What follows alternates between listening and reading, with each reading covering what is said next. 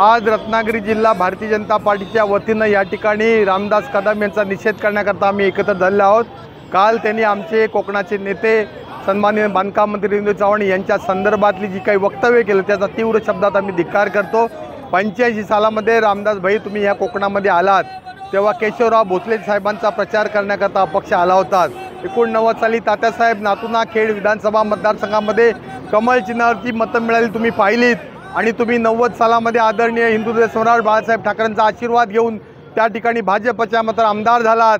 2009 सालामध्ये तुम्ही विरोधी पक्ष नेते झालात, परंतु आदरणीय बाळासाहेब ठाकरेंना सोडून आदरणीय उद्धवजींना सोडून तुम्ही प्रत्येक वेळेला त्या ठिकाणी बेईमानी केलेली आहेत आणि आज महायुतीमध्ये तुम्ही मिठाचा खडा टाकताय। मुंबई गोवा महामार्गाकरता कोट्यावधी रुपये गडकरी साहेबांनी मोदी साहेबांनी दिलेत।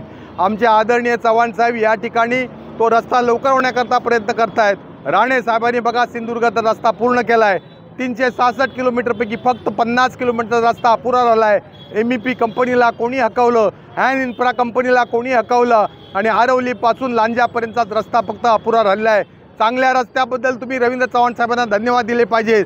कचेडीतला टनेल झाला त्याच्याबद्दल धन्यवाद दिले पाहिजेत, परंतु मला वाटतं तुम्ही काहीतरी सुपारी घेतलेली दिसते।